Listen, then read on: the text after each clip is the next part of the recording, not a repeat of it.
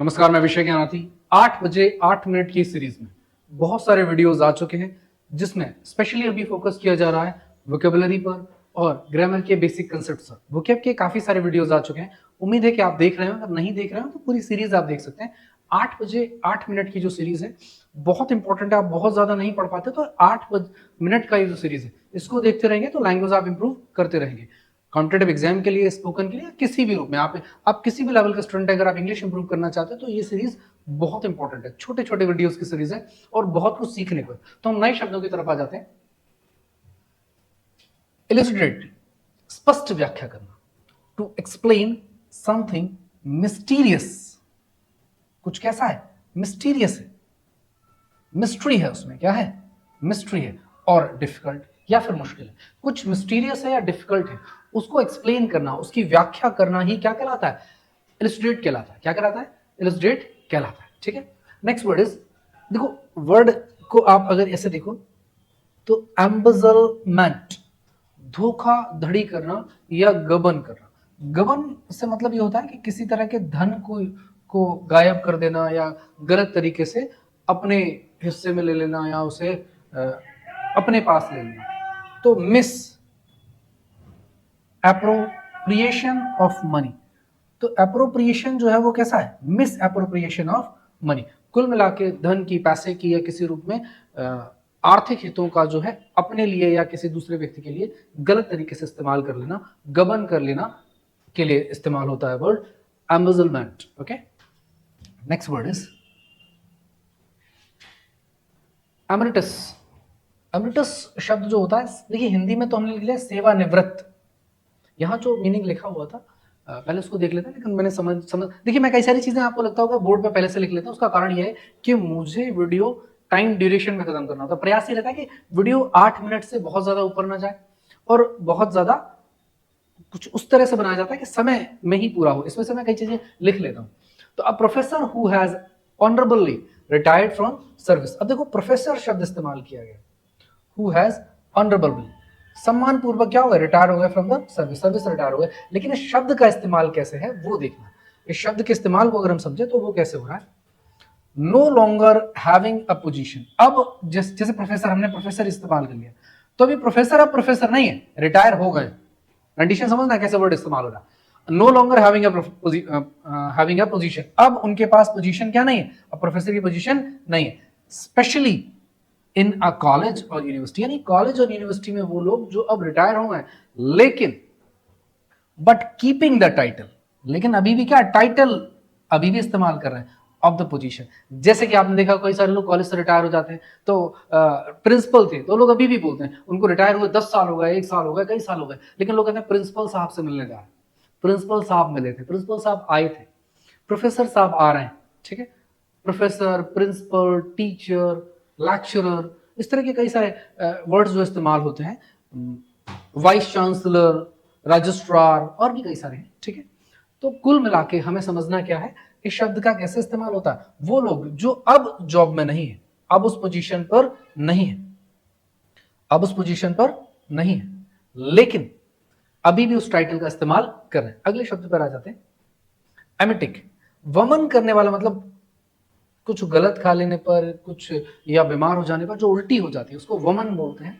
तो वमन कराने वाली औषधि। अब होता क्या, कई बार किसी ने ऐसी, कई बार लोग ऐसी चीजें खा लेते हैं जैसे पॉइजनस है, जहर या कुछ वैसी चीजें, तो कई बार उनको उल्टी करवाई जाती है जिससे कि उनकी जान बचाई जा सके, अंदर जो है वो बाहर आ सके। तो ऐसी दवाई, मेडिसिन दैट कॉजेज वॉमिटिंग, ऐसी दवाइयां जो क्या कारण बनती हैं, किसका, वॉमिटिंग का, वमन का कारण बनती हैं, एमिटिक कहलाती है। अगले शब्द पर हम लोग आ जाते हैं, एमिग्रेंट। बड़ा पॉपुलर शब्द है, बहुत इस्तेमाल होता है। इमिग्रेंट मतलब जो दूसरे देश में जाकर बस जाते हैं। One who goes to settle, जो चले जाते हैं या चले गए हैं, goes to settle in another country, दूसरे देश में जाके बसने जो चले जाते हैं वो इमिग्रेंट्स कहलाते हैं, या बस गए हैं वो भी इमिग्रेंट्स कहलाते हैं। फेमिनिज्म, ये बड़ा पॉपुलर हुआ कुछ सालों में ये शब्द फेमिनिज्म। फेमिनिज्म एक अवधारणा है जिसमें बात की गई पुरुषों के समान स्त्रियों को अधिकार देने की। हमारे यहाँ अगर आप पूरी दुनिया में देखेंगे तो स्त्री और पुरुषों के जो अधिकार हैं उनमें थोड़ा सा फर्क आपको सामान्य रूप से दिखाई देगा, उसके अपने अपने कारण है। जैसे भारत में अभी करवा चौथ था तो कई सारे लोग अलग अलग सोशल मीडिया प्लेटफॉर्म्स पे इस तरह के त्योहारों की बुराई कर रहे थे, ये क्या मना ही पति के लिए व्रत रखें, पति क्यों ना रखें। तो यहाँ वो किसकी बात करेंगे, वो उन पर शोषण हो रहा है, अत्याचार हो रहा है गलत तरीके से, ये क्या तरीका है। तो ये फेमिनिज्म वाली अवधारणा है। कौन सी अवधारणा है? तो जो लोग औरतों को यानी महिलाओं को, औरत जो शब्द है वो अलग तरह का है, तो हम लोग महिलाओं शब्द का इस्तेमाल कर लेते हैं। महिलाओं को ज्यादा एवं समान अवसर और अधिकार देने के पक्षधर। ऐसे लोग जो कहते हैं महिलाओं को ज्यादा अवसर मिलने चाहिए, समान अवसर मिलने चाहिए, किसी भी रूप में उनको पुरुषों से कम नहीं माना जाना चाहिए, और किसी भी रूप में पुरुषों को उन पर वरीयता नहीं दी जानी चाहिए, जैसे पुरुष वैसी ही महिलाएं, कोई फर्क नहीं। महिलाओं को अधिक और बेहतर अधिकार देने के पक्ष में जो विचारधारा है वो फेमिनिज्म कहलाती है, और वही लोग जो इस विचारधारा को मानते हैं फेमिनिस्ट कहलाते हैं। चलिए देख लेते हैं इंग्लिश में क्या लिखा हो। One who believes in giving equal opportunity, समान अवसरों को देने का के बारे में सोचते हैं। Women in all fields. हालांकि भारत में जो वर्तमान जो व्यवस्था है उसमें सामान्य रूप से तो शिक्षा में, नौकरियों में उस तरह का कोई भेदभाव नहीं रह गया। अगर कोई पढ़ रहा है, अपनी तैयारी कर रहा है और उस पोस्ट के लिए एलिजिबल है, तो वो महिला हो चाहे पुरुष हो, सबको समान अवसर मिले हुए। ठीक है, हम आगे देख लेते हैं। फर्टिलाइजेशन। फर्टाइल कोई चीज होती है, फर्टाइल, तो दोनों रिलेटेड वर्ड है। फर्टिलाइजेशन हिंदी होती है निषेचन। देखिए ये जो लिखा है इससे अलग मैं बता दूं, वो थोड़ा सा मुश्किल था। The process of combining the male gamete और sperm with the female gamete और ओवम।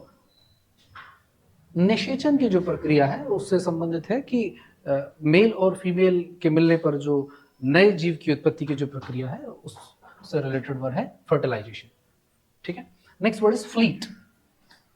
फ्लीट, अब यहां तो लिखा हुआ नौका समुदाय, लेकिन यहां समझ लेते हैं नंबर ऑफ शिप्स और व्हीकल्स।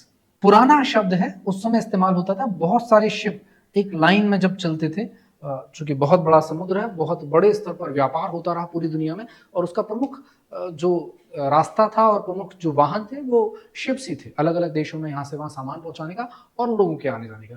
तो बहुत सारे शिप्स जो एक साथ जो चलते हैं वो फ्लीट कहलाता था, और अब बहुत सारे व्हीकल जो एक साथ चलते हैं वो भी फ्लीट कहलाते हैं। ठीक है, आई होप आप समझ पा रहे होंगे। Next word flock. देखिए फ्लॉक शब्द स्पेशली जो इस्तेमाल होता रहा पशुओं के या पक्षियों के समूह के लिए, लेकिन a number of animals, birds etcetera. अब ये एटसेट्रा में लोग भी आ सकते हैं, पीपल भी आ सकते हैं, सामान्य बहुत सारे लोगों का जो झुंड है, जो ग्रुप है, उसके लिए भी शब्द का इस्तेमाल किया जा सकता है। आई होप आप समझ पा रहे होंगे। ठीक है, पीपल आर, देखिए एक एग्जाम्पल भी मैंने वर्ब के रूप में लिया हुआ, देखिए वर्ब के रूप में मैंने एग्जाम्पल लिया, people are flocking to the party. People क्या है, फ्लॉकिंग, मतलब एक झुंड बनाते जा रहे हैं, किसकी तरफ, पार्टी की तरफ, flocking to the party. Next word is flora. Flora and fauna word use होता है, कई बार आपने कहीं पढ़ा हो। फ्लोरा से मतलब है किसी खास क्षेत्र में पाए जाने वाले या विकसित होने वाले पौधे, प्लांट्स ऑफ द पर्टिकुलरली